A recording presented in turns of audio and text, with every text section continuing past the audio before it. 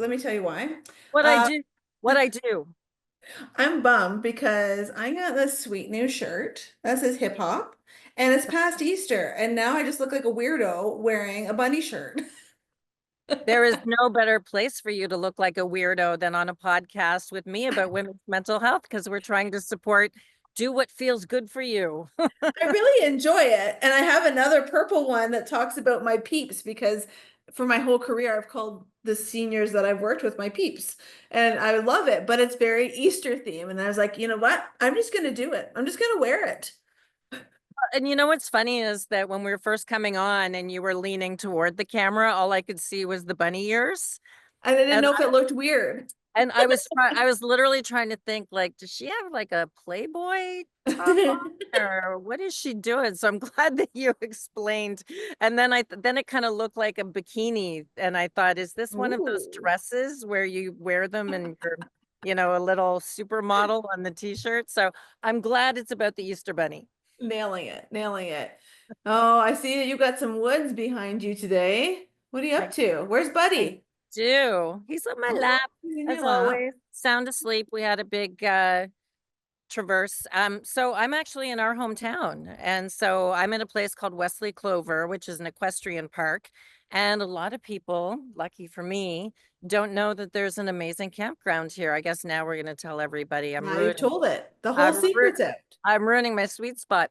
So, from here in Canada, which if you've ever watched an Ottawa Senators hockey game, that's where the rink is. And it's really only about 20 minutes to downtown, depending on construction. And so I can get to my physiotherapy and everything from here. But as you know, I need a good dose of outside. And the weather forecast is finally a little warmer in this part of Canada. Thank So goodness. I'm here for a good long time because it's just so convenient for all the work that I need to do. Because in addition to this, right, I still have my travel YouTube channel, Mhm. blatant plug, no forwarding address Canada or Kimothy A. Walker. And so I'm editing and, good signals here. And they gave me an electric site for free. So I'm living in the lap of luxury.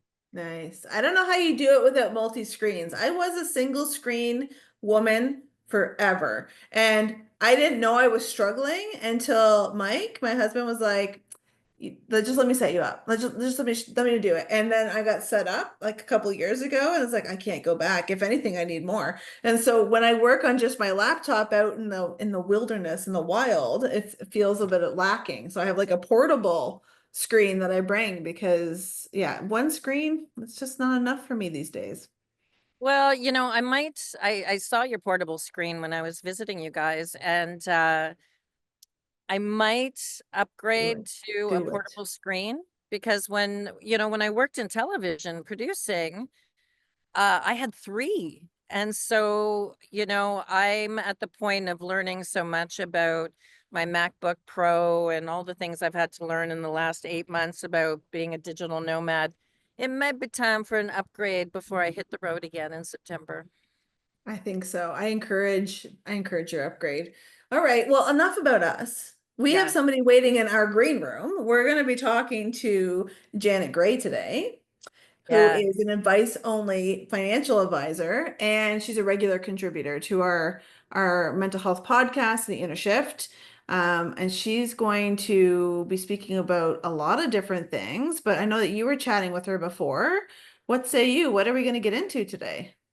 Well, and I've learned, and I'm going to ask Janet about this, is that she's actually a financial planner and not an advisor because that Mm. implies something different. So we're going to talk about that, but we're going to talk about tariffs, unfortunately. And, as I just spent 6 months in the United States, what that's doing to, as we always connect everything back to mental health, right? Is that financial stress, marital stress, financial stress, and I think it's moving are like the top three things that we get stressed about. And I think that's probably true in my life, although moving never really rattled me that much because I was a military kid, right? So I kind of knew I was not a military kid, but I moved a crap ton, especially in my like in my college and university years. I feel like I was moving every year at some points.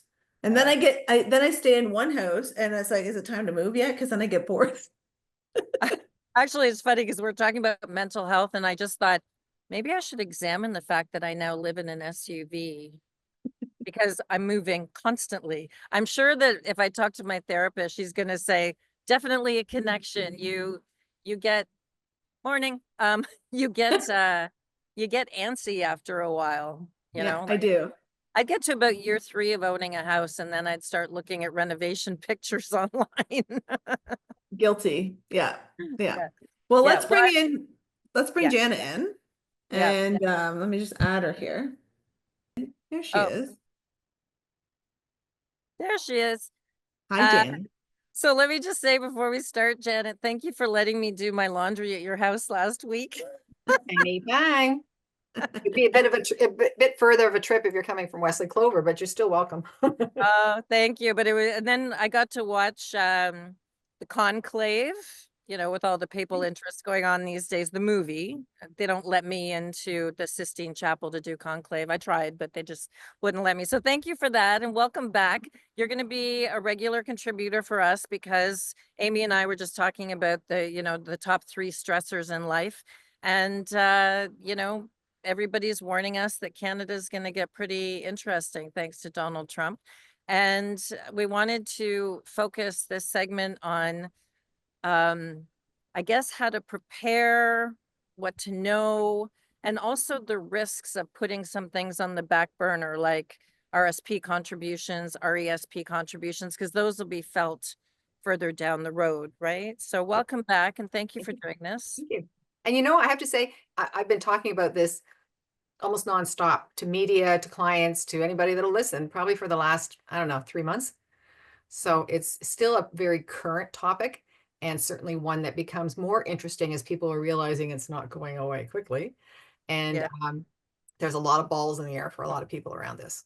Well, I And find that too, just briefly, like when I talked about it with some people I knew, when things were just starting to heat up a little bit, they didn't seem as concerned as I was. And they said, "Oh, is it just not an extra tax?" And I said, "It's just like so much more than that." And then it just got to be so much more than that, right? Like it just kind of snowballed, and here we are, and who knows what's next.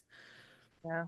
And actually, Janet, can you also clarify when, because I'm going to ask you to talk about the connection between financial health and mental health, particularly for women, because we've talked about the sandwich generation and we can kind of get back to that, but we know that women are carrying a lot of that load. But what's the difference between a financial advisor and a financial planner, which you are?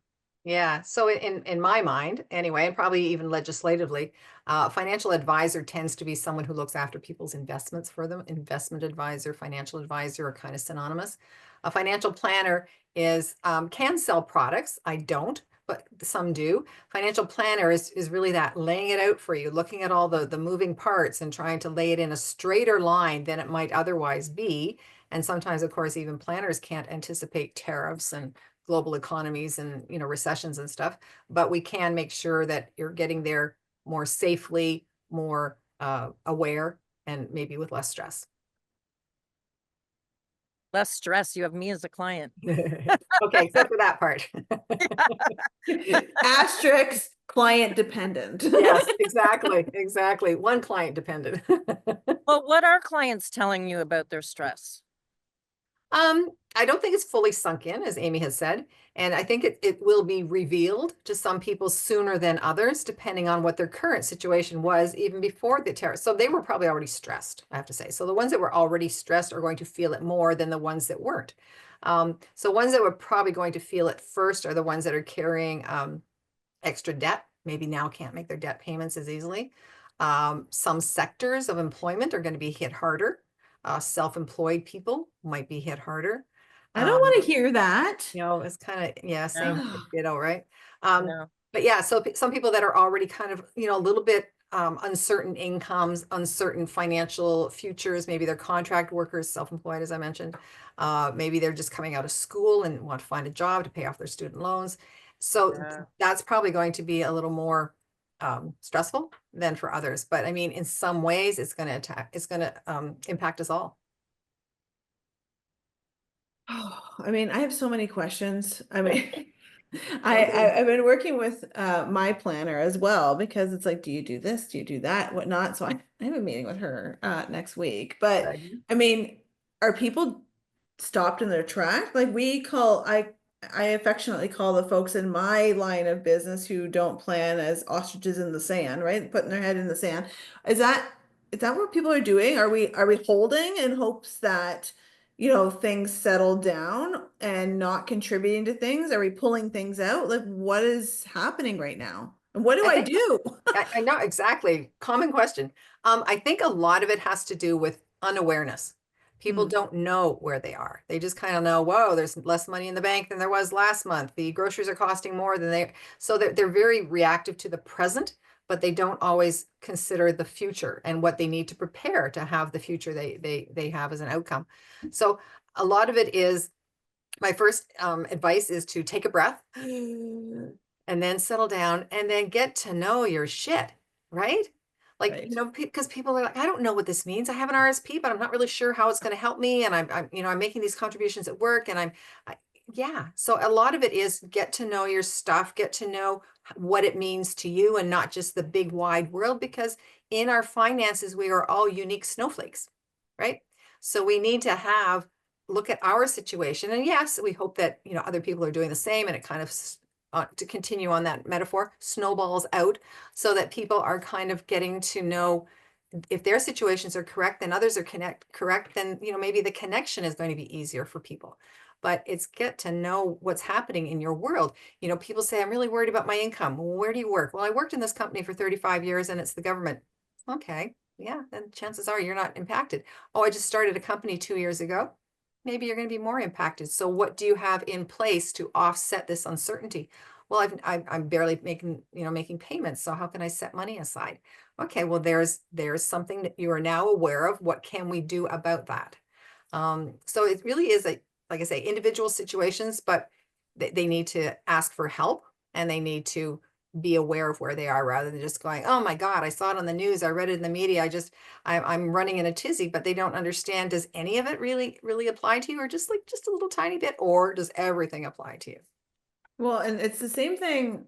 When I speak to caregivers or whatnot, I get them to do an assessment of where they are right now. How much care are they putting out? How much self-care are they doing? All of the different things, but now in a money perspective, right? So Where is important. all the stuff?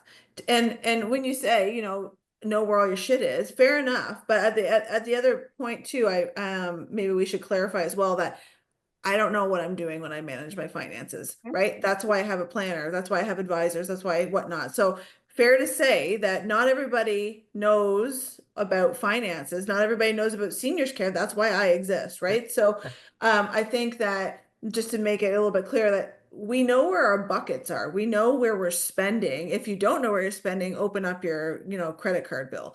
But and when it comes to RSPs and all that stuff where you're invested in all that stuff, I think that if you don't have that financial mind, we really need someone like yourself to help Absolutely. us sort it. But you can't help us, or anyone in your position can't help us unless we can get the stuff to you so you can analyze it. Yeah. And a lot of it is, control what you can control. I can't control the stock markets. I can't control the tax laws. What I can control is my spending. I can't even maybe control my income, right? But I can control, in most cases, what I'm spending. And part of what we need to look at, and maybe this is jumping ahead, Kim, to one of your questions about, you know, um, control what you can, which is I can control what I need for my non-discretionary. I need to pay my property taxes or my rent. I need to pay my utilities. I need to pay for, groceries. What I can control is how I choose the discretionary things. I can control if I'm taking a holiday this year. I can control how much I'm giving my kids for Christmas. I can control the size of car I'm buying, the size of house I'm buying. There's a lot of stuff that's still within our control, that a lot of people will forge ahead and do anyway, and then have the regrets later, and sometimes blame others for that decision. Well, it's because I like travel so much.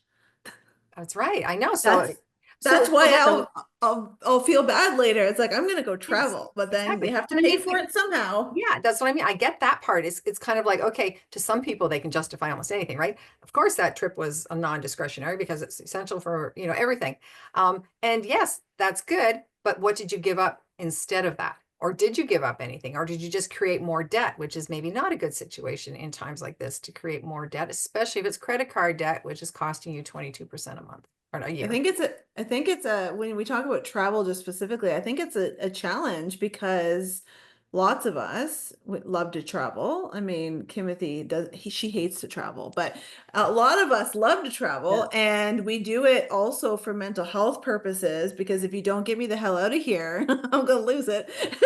So we do that, but then you have to balance it with looking at whatever that costs and fitting it in and paying it off, and that stress also affects mental health. And so it's like you're kind of a bit of on a double-edged sword because you need the break. And so maybe that doesn't look like a giant trip. Maybe that looks like something else. Maybe that looks like me, going over to see Kimothy with my trailer and doing something else. But maybe there's like variations on it Yeah, instead of absolutely. giving it up because a lot of people I think are upset and unknown about, I have to give up all of the stuff that really fulfills me as a person to just work more and to stay where I'm at or whatever that is. And I think we should point out to the fact is there's different ways to do that. Like just using Absolutely. travel as an example. Yeah. Yeah. And I agree. You should always find what fills you up, right? I mean, and that's kind of a description, but it's still what fills you up. And if filling you up is travel, and just either say, okay, well, I'm not going to travel this year, but I am going to travel next year. So you're kind of splitting the cost over 2 years, or I'm going to take a smaller trip instead of a bigger trip. I know we're picking on travel, but it could be anything. It could be buying a new car. It could be, helping your family out as much as you can. Like we're all making decisions about it, but the decision is, on the other side of this, I want to come out without having lost my shirt. And I want to come out knowing that my mental health is intact. But it doesn't mean that I'm going to come out owning that big object or buying that big object that I envisioned, because when I envisioned that, it was in a more sustainable plan. And maybe Mhm. now the plan needs to be revised, because the plan isn't a solid concrete plan. And we should all have plans, whether it's written professionally or just, back of napkin. We should all have plans to reach our goals, but sometimes they need to be adjusted. And this is one of those times that it probably does need to be adjusted, because if we just blindly go forward, stress along the way, but still blindly plow through, when we get to the other end, we're going, holy crap, what have I done? And, you could be burning bridges where you can't recover from. And, that's not a good feeling either. And, I wanted to go back to the point that Amy made, because as usual, she reads my mind and asks questions that I was just about to ask. But when you talk about the importance of a financial planner, and I know you say advice only financial planner, my particular experience was a major life change. Well, I mean, you've been with me since since almost I became a parent in the first place, but major life changes because I would have lost a lot more money had I not had you. So I invested in someone who's way smarter than I am because it saved me from making stupid decisions. And that's something that I think a lot of people like, oh, I can't spend any money.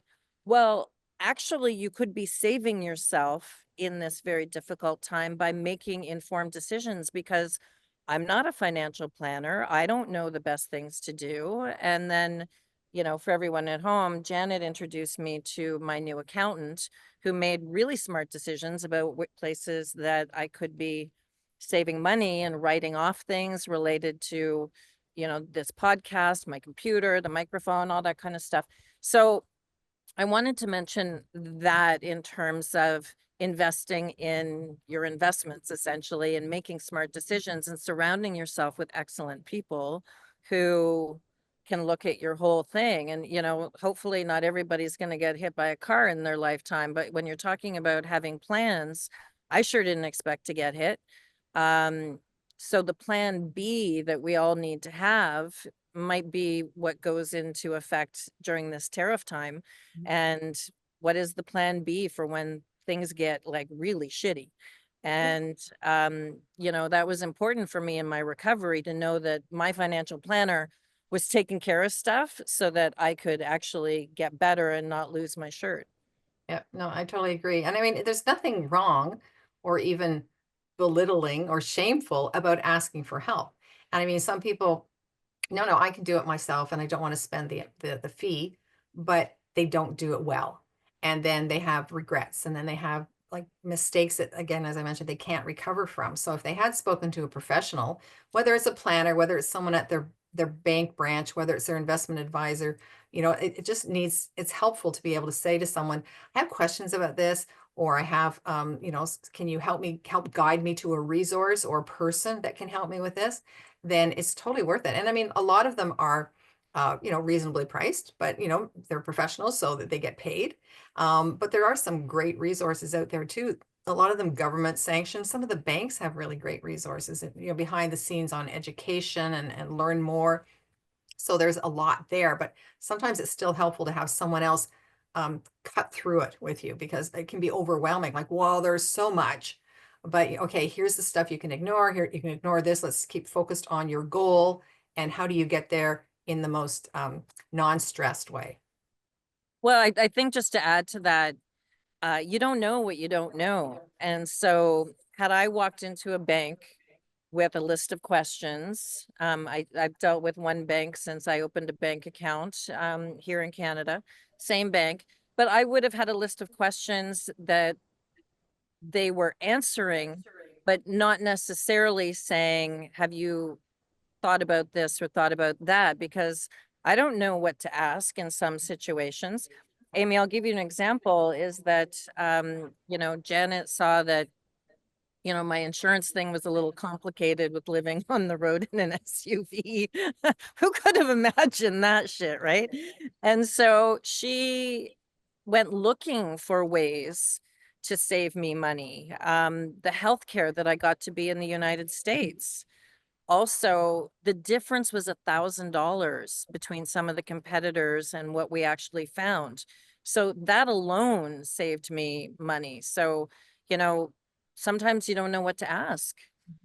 But I think that, I this mean, was, go ahead. I was just gonna loop it back to me, of course, but but we deal with that every day in my business too, right? And it's like it is true. You don't know what you don't know. And um for the same reason that I have a financial planner, is the reason that people work with us when they're looking for senior housing, because the amount of knowledge that you need to acquire to make a sound decision that works for you now and in the future is ample, because you're not playing out those strategies and those scenarios the way that a planner will and usually does, because they've had multiple clients, they've had multiple scenarios, and that all benefits anybody coming in the door because of the expertise.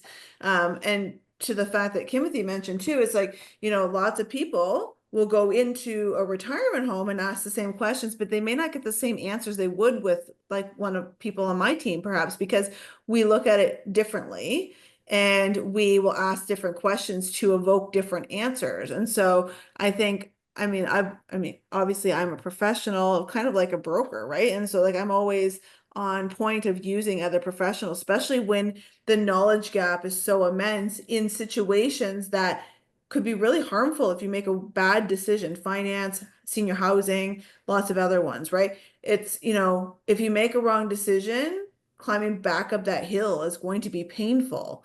And so I promise it all comes back around, because then the question I was going to ask is, what about my peeps? What about our older adult Canadians that are on limited budgets? Because what I see in the housing specifically is that the pricing of retirement living goes up, but the pensions and the money that they bring in, the CPP, the OAS, all that stuff does not. And so we're already getting, for our low budget clients, we're already getting out of that mix. And now what's going to happen is kind of my question. Like, what are they going to do? Yep. Yep. No, it's a good question.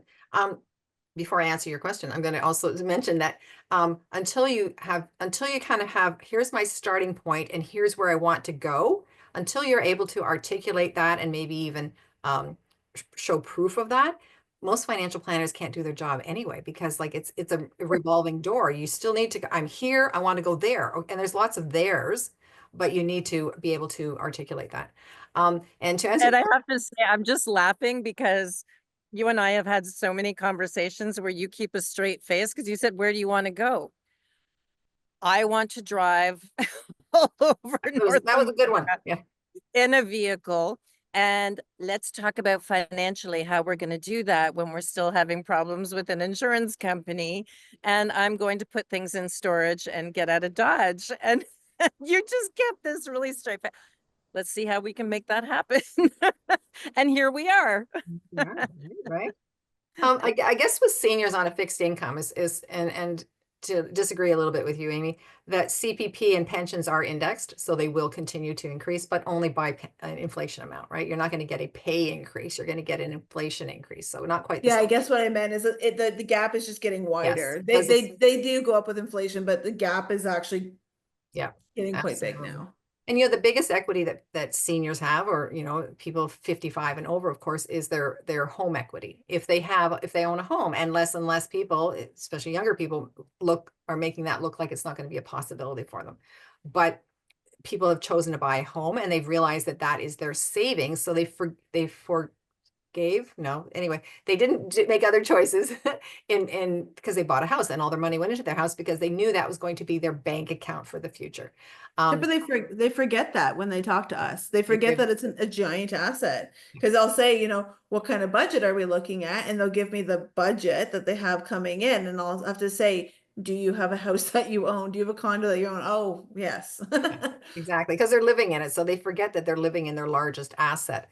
But Mhm. also, what's playing against people that are older in their years is that they don't have the time to recover from stock market changes. Yeah. So Mhm. we've been there before, and I keep having to say to people, I've been long enough in this industry that I can say to them, I've seen several. They're not every year. They're maybe every, I've seen, I think this is the third or fourth one I've seen in 25 years. So it happens. It doesn't happen frequently, but every time it happens, it's the worst thing ever. And then Mhm. things head back to where they were before, and often even better than they were before. Now, this is unprecedented. We don't know where, the changes in the States are going to be taking us. So it's somewhat unprecedented, but the way the stock market reacted to it is totally seen before. And the stock market kind of reacts after the fact, like they're kind of, going along, and then there's a decision made today, and then the stock market reacts tomorrow. It's very reactionary in that sense. But seniors don't have a lot of time to wait for the next increase. So some of them Mhm. are having to take more from their home equity potentially, or from their investments, which they are unable to replace, or to be around for it to grow back to what it was. So a lot of that comes out in the planning too, is, oh, you need some money to have sitting on the side in case there is this type of economy again. So let's put some of it in a safe place where it's not necessarily going to be, and I'm not talking under the mattress or in the garden. Safe place is in something that's stable, and not in the stock market, because the stock market can be unpredictable, as has been totally seen in these last 100 days. So for the seniors who don't have time on their side, I understand the preparation for that, but there's also people who are going to be contributing to things like RESPs and their RSPs for the future. And Mhm. I'm assuming that, and again, this is about mental health, right? Is like, what are we going to give up? Some people are going to stop making those contributions because they don't have money to invest in their futures because they're trying to survive today.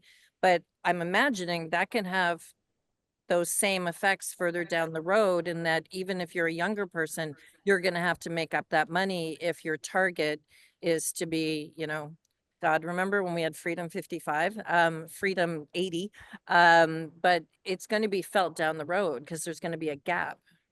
No, absolutely. No, you've nailed it. It's going to potentially take them longer to get there. Yeah. It may take them more money to get there, or they may have to curtail their spending a little bit longer than even the end of all of this nonsense. So it's very much there's only so much control you can have. And right now the control is, okay, what do we need to manage day to day?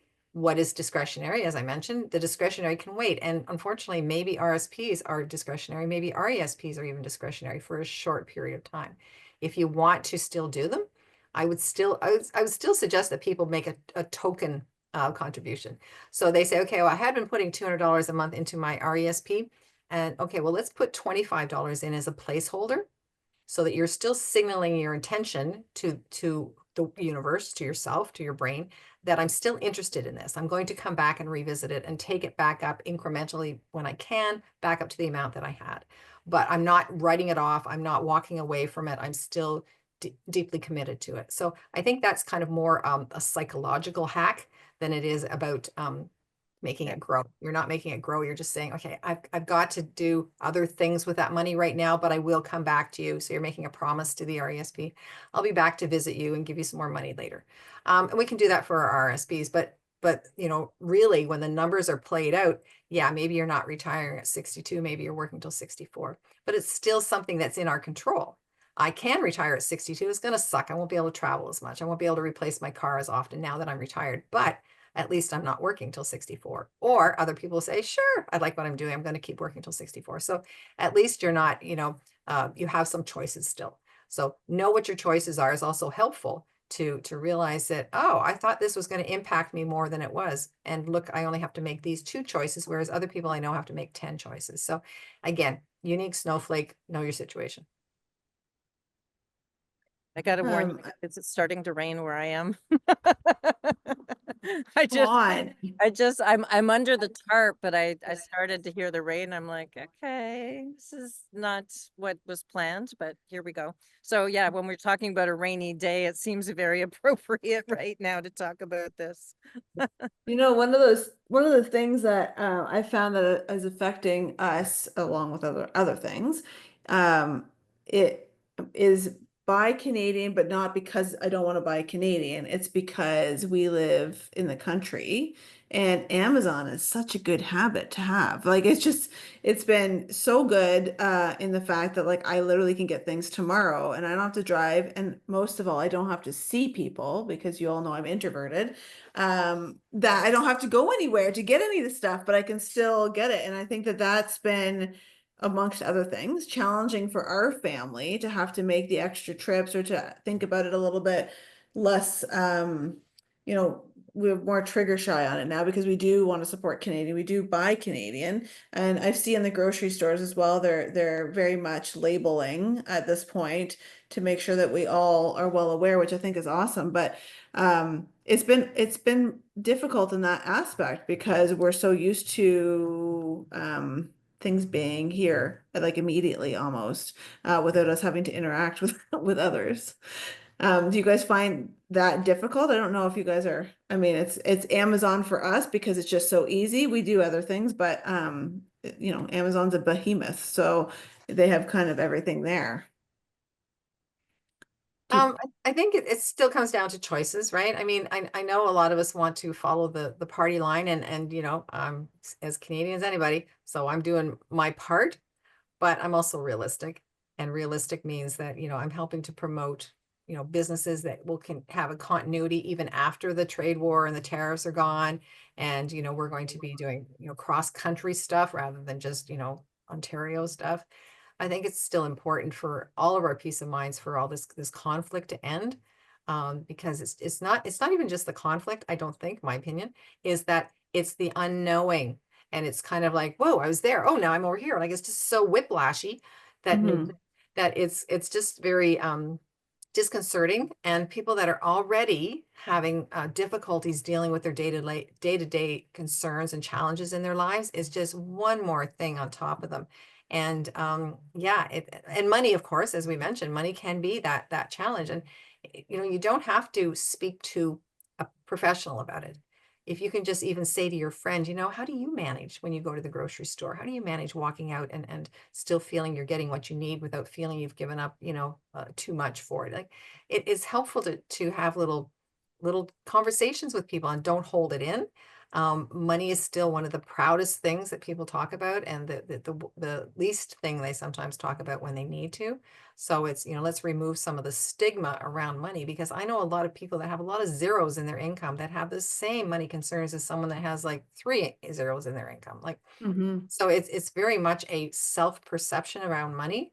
Of course, it's harder if you have less zeros than it, like in terms of affordability, but they have the same feelings about not having enough, not knowing how to spend it, and feeling inadequate around how to use it and manage it. So it's a universal concern. And some of it, of course, is more immediate to others than to, you know, to people that don't have to scrimp and save quite as much. And I everything think you just said is all about mental health, right?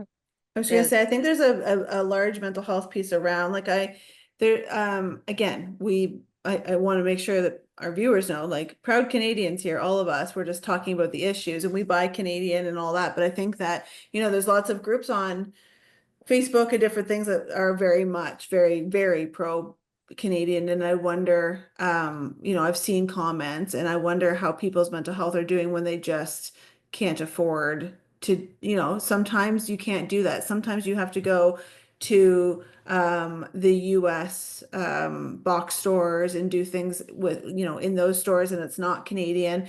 There's, this discrepancy of whether we're buying from US department stores that employ Canadians, and it's troublesome. It's very hard. And I've seen it in people's writing that they're, trying not to be judged. They're just trying to get the information and trying to determine how much they can do so that they are patriotic and they feel like they're contributing. But I do think that it is contributing to people's mental health quite a bit in a negative way, in that because a lot of people, keyboard warriors and such, say what's on their mind behind a keyboard and a computer, and you can't see them, right? And I think that it's impacting people more than we know, is my feeling on it.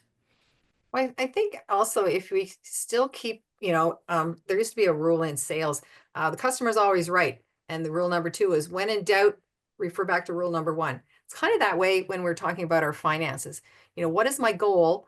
And then in number 2, when in doubt, refer back to what is my goal. So I think once we get a little more settled into here's what I want my life to look like. Here's what I want my future, my family's future to look like, my business's future to look like. Then you've already got a reference point to gear towards. And oh, that's why I made that decision, because it's getting me closer to that goal while that's still my goal. Oh, the goal changed. Okay, I need to, retrace my steps and maybe plot a different course, but I'm still heading to something. And I think maybe that's what we've, as Canadians, have maybe lost sight of a little bit. We're all kind of hunkered down. We're going to beat this. Okay, is that still moving us towards our goal? And I think maybe we'll have to leave that to the politicians to decide, but it's still, I still have my personal goals that I still want to move towards, regardless, in some cases, of what's happening globally, because maybe my goals don't have anything to do with that. Maybe my goals are just, I want to go to the beach again. Maybe that's something that I can control. I can't control tariffs. I can't control a lot of that stuff. Well, you can always go to the beach when you use it as your backdrop on this podcast. But the other thing I'm thinking about is people who still have children at home and they can't launch, like in their 20s, they can't launch because of the financial difficulties of modern times. So, Amy, you work with people who are being sandwiched all the time, right? Is that they're still trying to help their kids who are having financial challenges, but then they also have aging parents who might not have planned as effectively as we would have hoped that they did. A lot of those sandwich gen caregivers are chipping in more. I've seen more now than previously in my career, that their parent just does not have the income and they cannot do the care. They can't have them move in. There's like, they've looked at all the options, and the option is some senior housing type of scenario where the kids just have to chip in. But to your point, they also have the kids at home that aren't able to leave because they just can't afford it. And it must be super challenging and really kind of crushing right in the middle, like that sandwich, right? And it's just like, where do they go and what do they do at that point? Have you seen or heard any of these sandwich generation cases, Janet? Yeah, I have. I've seen cases where parents are saying, well, we're not going to retire until the kids are out of the house. And sometimes the mortgage payment, the payoff date on their mortgage keeps getting pushed because they've, used additional money that they could have maybe paid off the mortgage. They use that to help their kids launch, whether it's just helping their kids maybe get out of school with no debt, or maybe helping them with their first business or their first house. So there's a lot of commitments there. So parents are starting to keep working. One of the questions I ask couples when I'm working with them, or anybody that I'm working with, is, are there plans in your future where you can see that you might have to support an elderly family member or a sibling? Because, and some of them say, yeah, I don't think mom's going to be able to manage on her own. I think we'll probably have to put $1,000 a month, whatever amount it is, to help mom in her older age if she's going into a senior's residence. And so there's more conversation, at least at my level, about that. And we ask about what are your plans for your financially dependent child?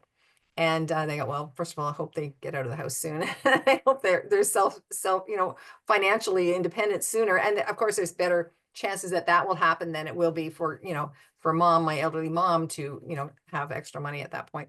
But it really is a consideration for people that are in that sandwich generation to manage their finances. And the only way they can do that is also it's in their control. They probably can keep working now, and they can make decisions and they can say, okay, we're going to reverse mortgage the house to get some extra equity out of it so we can help mom and the kids. And but at some point it's still come back to your goal. It sounds like a stuck record, but remember records, Amy?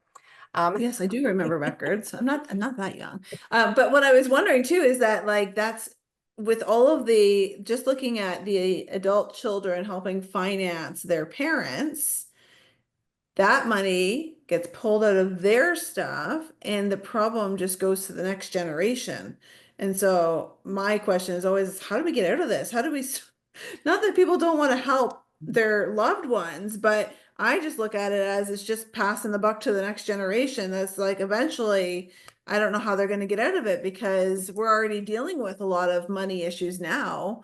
I can expect that things won't change too much in the future, right? Housing costs and all that stuff. So it's a little disheartening to think too that like, what we're gonna help pay for our parents, but then that comes out of our savings, and then we won't have that, and we'll be in the same position, even though originally we tried to save, then my kid is gonna have to do that, which is I think challenging. what's happening is that, first of all, people are having less kids.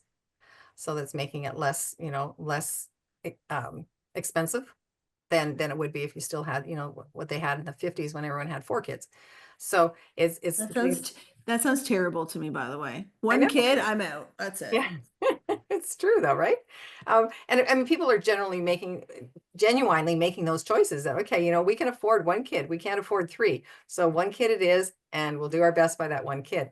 And, it's yeah, 2 parents, 1 kid, that can work economically.